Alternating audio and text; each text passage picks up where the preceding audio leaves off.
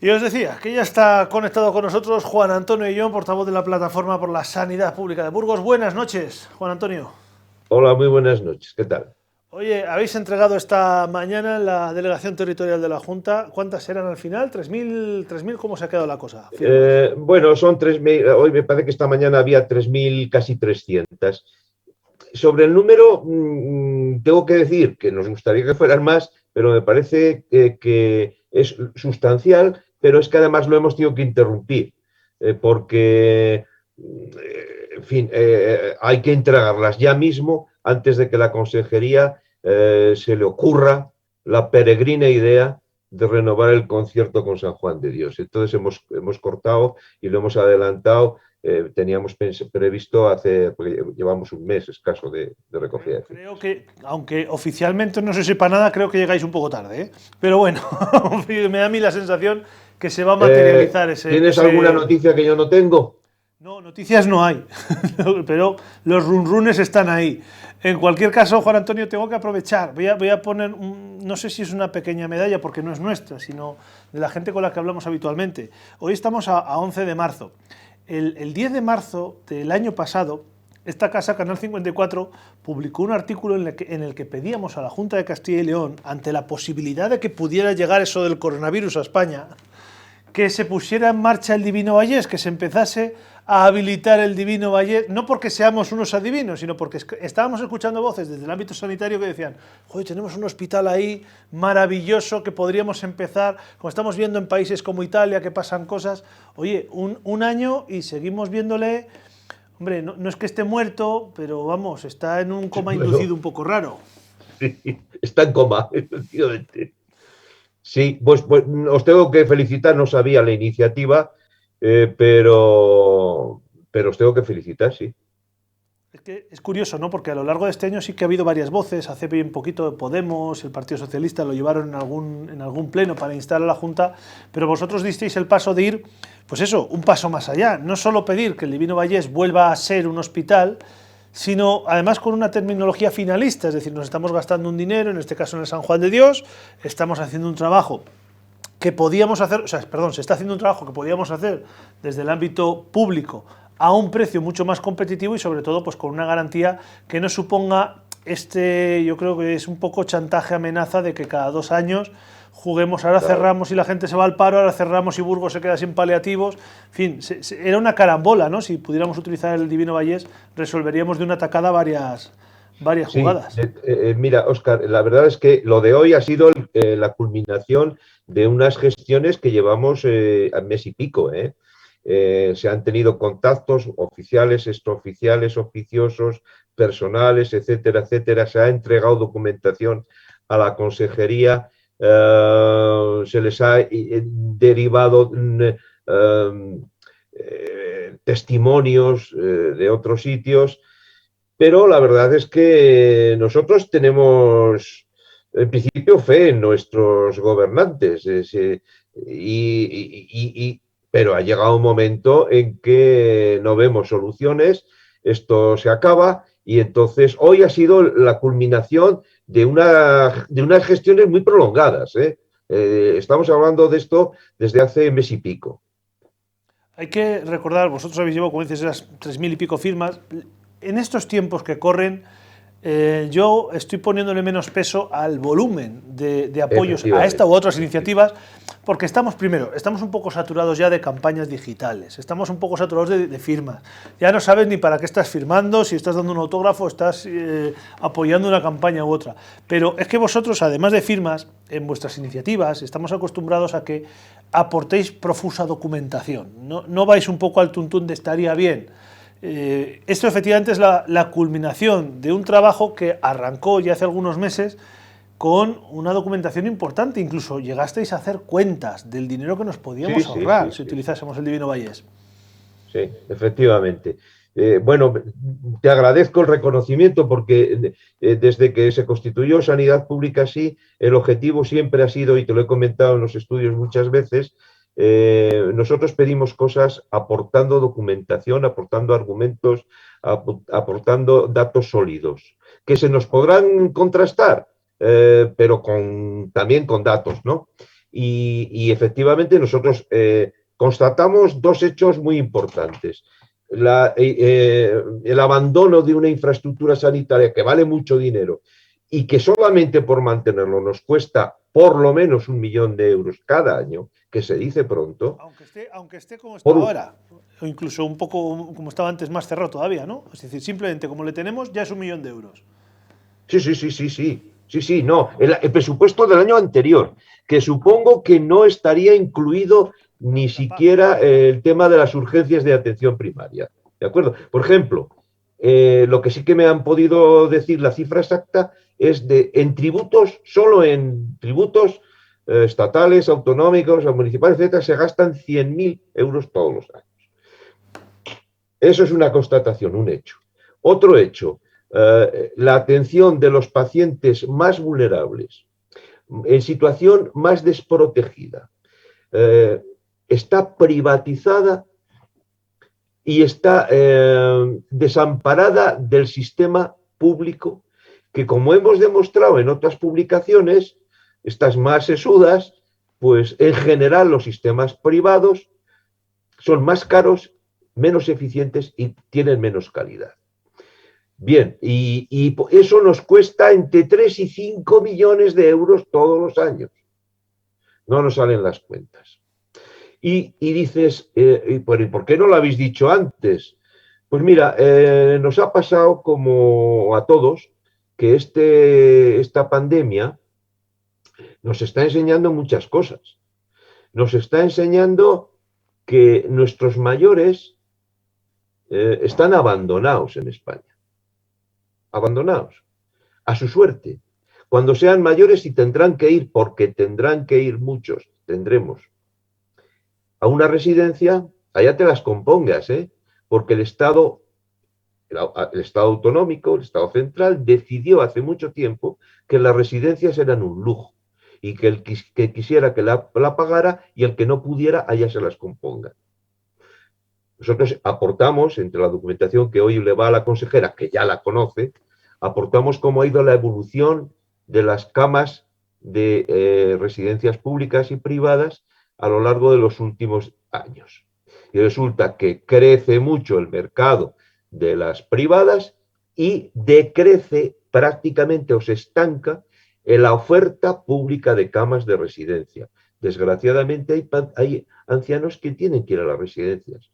Residencias que son un vulgar negocio, es un trust organizado, en el que se saca dinero, ganan dinero, nada de dinero los empleados que ahí trabajan, se hinchan de dinero los dueños y los pacientes se les trata pues como se les trata. Y no voy a utilizar calificativos porque desgraciadamente todos nosotros conocemos cómo son las residencias. Algunas peor y otras todavía peor. Luego cometemos también el error de generalizar, porque algunas veces lamentablemente se convierten en noticias situaciones que son una parte, una pequeña parte, porque no en todo, más allá puede haber mejores y peores, pero vemos alguna situación de maltrato real, etcétera, que esto no es lo genérico. No, eso es aparte, perdona, Óscar. No, yo soy más incisivo, yo soy menos político. A mí yo me suelo condenar por la boca. En general, la calidad de las residencias en España es bastante mejorable, por no decir otra palabra más dura. Y algunas otras, esas calas que te refieres, pues evidentemente son anécdotas, pero no es anécdota el ratio de cuidadores por paciente, que tiene unos mínimos exigidos vergonzosos, y eso es cuidar. Para cuidar a una persona mayor hace falta una persona que le cuide. No se puede cuidar solo, si no, no estaría allí. Y si una cuidadora, generalmente mujeres subempleadas, si una cuidadora tiene que cuidar simultáneamente a 10 pacientes o a 5, no les puede cuidar. Y no les puede dar de comer. Y no le puede limpiar cuando le hace falta. Y no puede llevarle al servicio cuando quiere. Y esto, desgraciadamente, sucede, vamos a decir que por lo menos en Castilla y León. Bien, y luego pasa lo que ha pasado, claro. Y resulta que todos nos echamos las manos a la cabeza. ¿Pero y qué pasa con nuestros ancianos? ¿Pero qué está sucediendo? Bueno, pues está sucediendo que están abandonados de la mano de Dios. Y cuando necesitan ir a un hospital, que tiene que ser muy pocas veces, porque hay que procurar que una atención primaria suficiente pueda atenderles en su casa y con las ayudas de ayuda a domicilio o de los servicios propios de atención primaria domiciliarios. Cuando no se puede y tiene que ir a un hospital, necesita ese abuelo, voy a llamarlo así de una manera que nunca me ha gustado, esa persona mayor necesita el mayor de los y más exquisito de los cuidados, más que los de los agudos. Pero ¿sabes lo que pasa, Óscar? Y esto lo entiendes muy fácil. Estos pacientes no protestan. ¿Por qué? Porque por definición están desvalidos. Ya ni siquiera van a votar, ¿eh? Y esto es muy importante, el que no vayan a votar. ¿Sabes? De hecho, Juan Antonio, una de los planteamientos, porque veíais en el Divino Vallés que tú decías, lo decimos ahora porque es ahora cuando de pronto pues, surge todo esto y nos damos cuenta de cosas, pero yo creo que una parte de la sociedad burgalesa nos hemos acostumbrado a ver el Divino Vallés vacío como si fuera algo normal, ¿no? Pero sí, el Divino Vallés lo habéis visto como una opción, pues eso, para esas plazas de residencias de mayores, también para esos cuidados paliativos. Cuando a finales de este 2020 volvió a surgir otra vez la polémica del San Juan de Dios, desde el ámbito del trabajo de los trabajadores y las trabajadoras del San Juan de Dios decían, hombre, nosotros estamos ya acostumbrados a los paliativos, Burgos no puede quedarse sin cuidados paliativos. Y estoy hilando un poco aquellas declaraciones con esto que estás comentando, es decir, no vale cuidar de cualquier forma, hay que estar preparado, hay que estar previsto, es decir, esto hay que garantizar una estabilidad a esas personas porque además no es seguramente de los trabajos más sencillos que se puedan hacer. Estamos ante situaciones humanitarias que en algunos casos pues, pueden ser bastante dramáticas o desagradables. Sí, efectivamente. Vamos a ver. Y es que además necesitan unos cuidados y necesitan cuidados también médicos especializados. En España hay una especialidad que es la geriatría. Se forman unos pocos geriatras, no muchos. Y resulta que no tienen trabajo en los hospitales. En un hospital general, como el UBU, no caben, por definición, pacientes de larga y media estancia. No conviene que estén allí. Incurren en un riesgo extra por estar allí. Necesitan un hospital adecuado para estos tipos de cuidados mínimos que se llaman. Un hospital que, como el nuestro de ahí arriba, que casi lo veo desde mi casa, no necesita ni que tenga un laboratorio de análisis, ni necesita unas grandes tecnologías, necesita personal, necesita habilitación para que los mayores y los terminales estén con sus familias. Fíjate qué importante es esto. Estén con sus familias. Es cuando más necesidad tienen de verse arropados por sus familias. Y en ese hospital que nos cerraron sin darnos explicaciones ninguna, la anterior junta, cuando abrió el hospital, el UBU, el hospital universitario, como se les reventó el presupuesto por todos los lados, pues empezaron a recortar y, por ejemplo, recortaron, aunque tenían presupuestado 2 veces y pagado, recortaron y no hicieron el ramal que une los 2 hospitales. Es decir, que la anterior junta consideraba que era necesario mantener funcionando el Divino Vallés. Nos lo escamoteó, no ha dado ninguna explicación a nadie. Yo no he oído jamás una explicación de por qué. Y esa comunicación nos permitiría que en un minuto un paciente o un médico consultor del otro hospital pudieran pasar del uno al otro y tendríamos un anexo en el complejo hospitalario de Burgos extraordinariamente necesario para la atención de estas circunstancias, sin contar con las cirugías de las que luego, si quieres, hablamos. Es decir, que se junta todo. Casi, Juan Antonio, era la única ventaja de poner el hospital universitario allí donde acaba la ciudad. Es decir, que estuviera cerca por lo menos de este hospital. Efectivamente. Hay que reconocer que lo has dicho, se nos cerró, lo hemos asumido y no hemos vuelto a preguntar, oiga, ¿y por qué Burgos pasó de tener 3 hospitales, recordemos también el hospital militar, a tener uno, y que uno, que hemos hablado largo y tendido de las bondades, con toda la ironía del mundo, del Hospital Universitario de Burgos, pero evidentemente se nos ha ido generando, pues ahora mismo decías las cirugías, vamos a mencionarlas, las listas de espera y la situación real que tenemos en el Hospital Universitario de Burgos, y qué podría suponer a nivel de alivio el volver a abrir la puerta del Divino Valles. Pues mira, en el Divino Valles tenemos 8 quirófanos. Y la consejería nos ha dicho algunas veces que hemos hablado de esto, sí, pero no tenemos anestesistas. A ver, no hay anestesistas en Burgos y sí tiene anestesistas la medicina privada. No conozco conozco muy pocos médicos que cambiarían un contrato digno en la sanidad pública por uno eventual en una clínica privada. A ver si lo que tienen ustedes es una política de personal indecente, que de hecho se les van los profesionales porque las condiciones son muy malas. No puede ser que un buen sistema como el que tenemos en España, en Castilla y León, pierda anestesistas que se vayan a la privada. Algo tiene que estar pasando. Algo tienen ustedes que estar haciendo mal. Entonces, como no tienen suficientes quirófanos o anestesistas o lo que sea, alquilamos, sabéis, lo conoce la gente, se alquila la clínica de Recoletas, allí van nuestros cirujanos a operar por las tardes, y esto nos está costando un dineral que no nos han querido decir en la consejería cuánto. A ver, tenemos un hospital con 240 camas que hay que arreglar un poquito. Efectivamente, nuestros terminales necesitan tener acompañantes, que les acompañen, que les asistan en esos momentos tan tremendos que los españoles hemos decidido que son muy importantes. Parecía que hasta ahora en las culturas mediterráneas la muerte se oscurece, se tapa, se oculta. A los niños no se les deja, no se habla nunca de esto.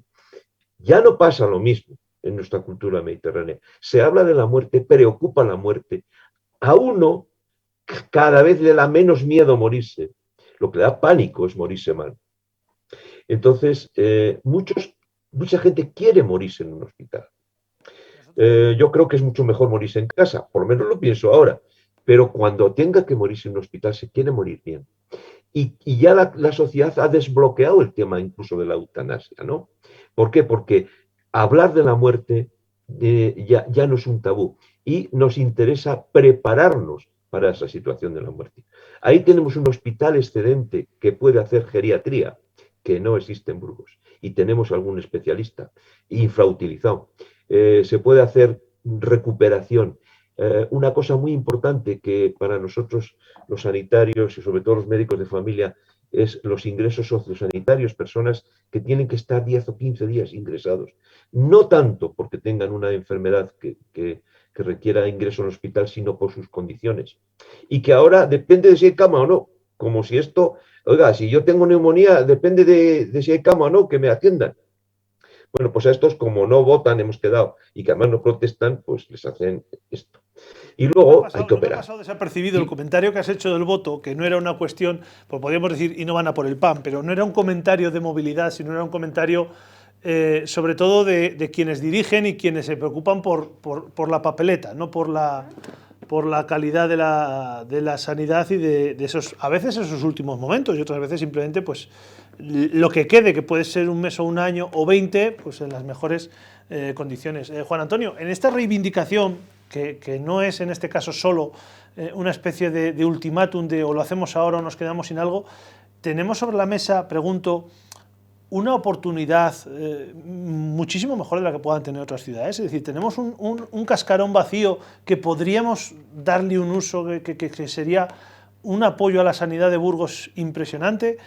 Tenemos esa oportunidad. Tenemos una oportunidad de oro. Tenemos una oportunidad de oro para resarcirnos de una injusticia indecente con esta provincia. Yo soy de Soria. En Soria hay un hospital geriátrico que funciona extraordinariamente en lo que sería el asimilable al hospital de aquí de Fuentebermeja, ¿sabes?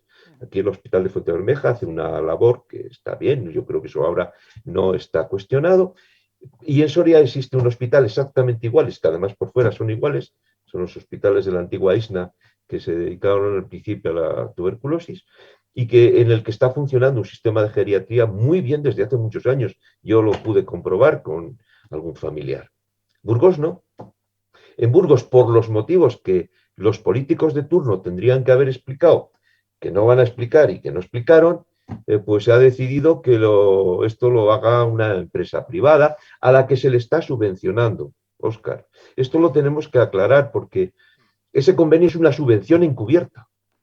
La gente tiene que saber que con el convenio el Hospital de San Juan de Dios paga los gastos corrientes. Es decir, el SACIL está pagando el funcionamiento de ese hospital, que es un hospital privado, que hace medicina privada y para la que tiene todas las bendiciones, ¿no? Bueno, pues eso lo está pagando este convenio, que está mal hecho, sin planificación ninguna, que está funcionando muy mal, se está usando mal y cuyos niveles de calidad, pues nuestros compañeros del hospital, del UBU, pues nos dicen que son bastante mejorables. Así están Claro, hay las que cosas. reconocer que De manera que está cuando vives todo, todas las condiciones están ahí. Digo, cuando vives de eso, ¿no? De una subvención pública, y en el caso del San Juan de Dios de Burgos no hay mucho interés en consolidar esa actividad más allá de la propia subvención pública, pues claro, la calidad se queda ahí. Cuando cada 2 años amenazas a tus empleados con cerrar si no te dan dinero, pues me imagino que la motivación de los empleados está por los suelos.